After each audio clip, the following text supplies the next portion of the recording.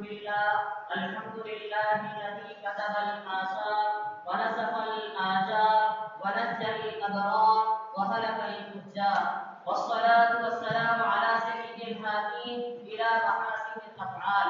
أما بعد، فأعوذ بالله من الشيطان الرجيم.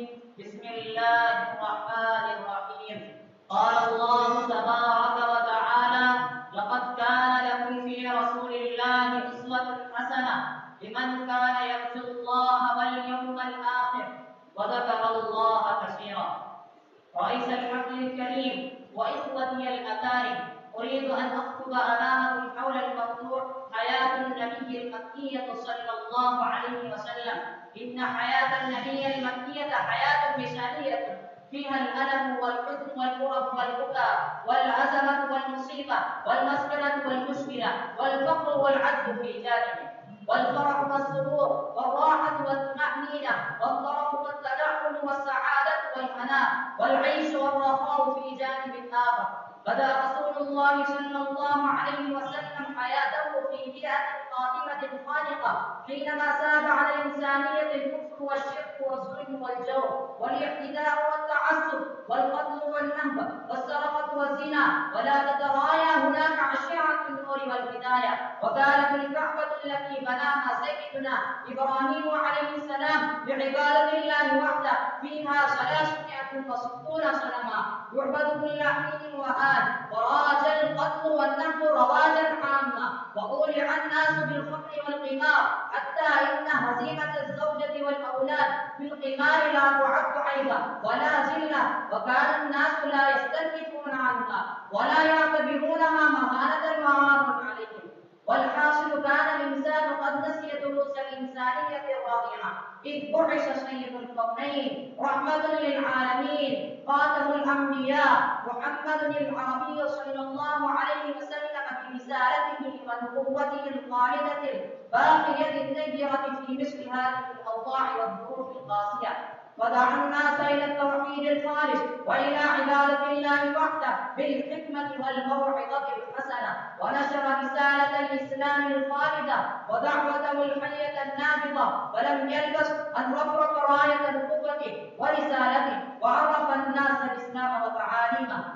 أيها الحاضرون الكرام، بدأ رسول الله صلى الله عليه وسلم عمل الدعوة والتبليغ من حين أكرمه الله بالنبوة والرسالة، وكان يأتي إلى أسواق مكة ويجول في سكتها ويعلن مدبيا مجلجلا: أيها الناس، اعبدوا الله وحده ولا تشركوا به شيئا، لأن الشرك ظلم عظيم، ولا تعبدوا الأصنام والأوثان، ولا تدوسوا كرامة رؤوسكم بالخضوع أمام الآلهة الباطلة الكاذبة، ولا تسألوا حوائجكم إلا الله الذي لا إله إلا هو، ولا تسألوا الناس لأنهم الفقراء إلى الله والله هو الغني الحميد. كما يحكي القرآن بقوله: أعوذ بالله من الشيطان الرجيم، بسم الله الرحمن الرحيم: يا أيها الناس أنتم الفقراء إلى الله والله هو الغني الحميد.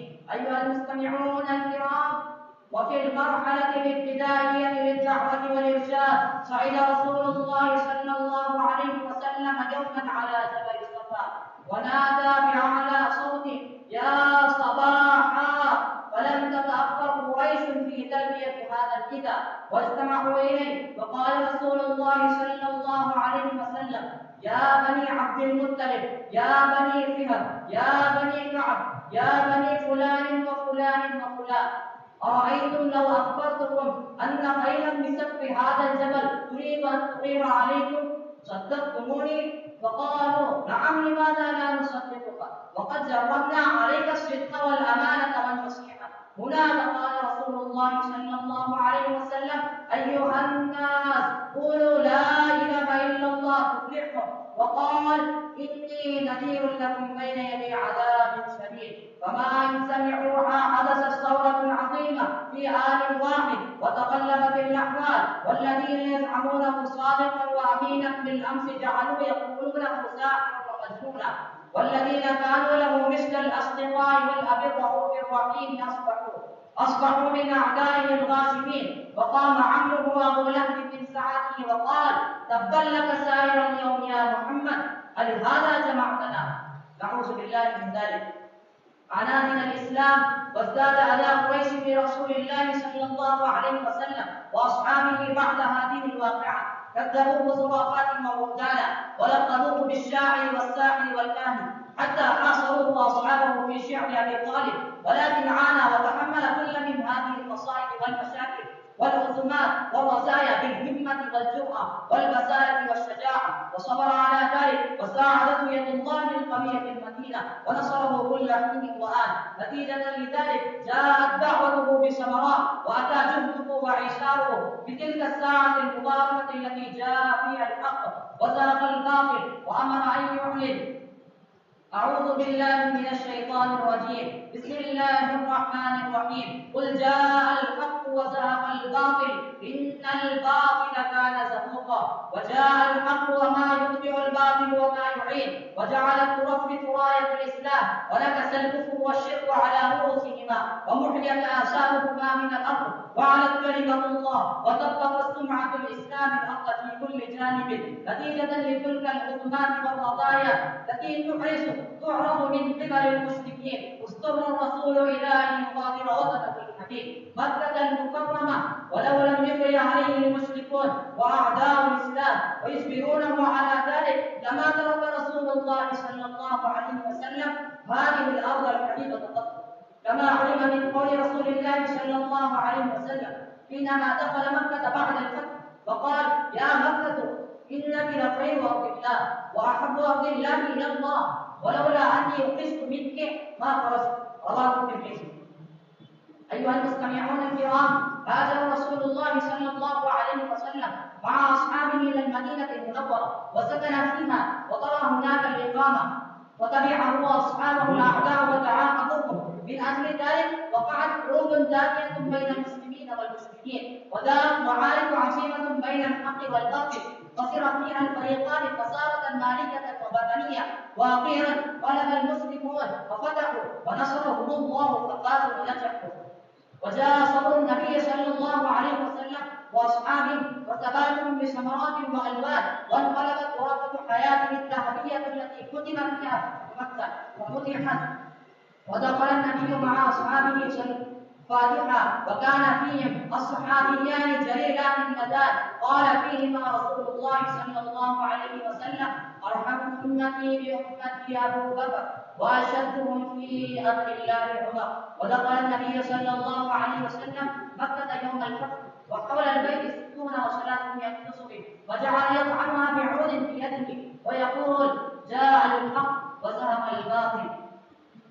وصعد على المنبر ونظر إلى جانبه الأيسر ورأى صناديد قريش ورؤساء مكة قائمين غاضين أطرافهم مطرقين رؤوسهم، وفي رقابهم ربطة حقودية، منهم من كسر سنه المباركة في غزوة أحد، ومنهم من نشر الأشواك في طريقه، ومنهم من ألقى في عنقه حبال الرداء، ومنهم من آمر مؤامرة فاسدة خبيثة دنيئة ضده نحو إلقائه في بئر ضيقة مظلمة، ومنهم من لقب النبي صلى الله عليه وسلم بألقاب سيئة مثل الساحر والشاكر والفاعل والمجنون، وألقى أصحابه على الرمال الحارة في الظهيرة وجروا إليهم شعر رؤوسهم ولف بعضهم في الحصير ودفنوا في أنفهم. ونظر النبي صلى الله عليه وسلم إلى جانبه الأيمن ورأى أصحابه العشاق قائمين في أيديهم السيوف المسلولة والسواري المرهفات منتصرين أن يحضرهم النبي صلى الله عليه وسلم ويقتلونهم دفعة واحدة ويسلكونهم ضربة رجل واحد ويفرقوا بينهم وبين الحياة، وكان الوقت يقتصي والمناسبة تترتب أيضا أن ينقموا ويخفض السام منهم، ولكن الأخوة الإسلامية وصلة الأرحام والحلم والأناة والشفقة والرحمة هن الجوانب العليا الرفيعة في حياة النبي صلى الله عليه وسلم التي تحث على أن لا يقتلهم بل يقول لهم: اذهبوا أنتم الطلقاء لا تشريب عليكم اليوم وأعلن بهذه. وفي الحقيقة هذا هو ما ينال بأنسب نبوته ورسالته، لأن الله تبارك وتعالى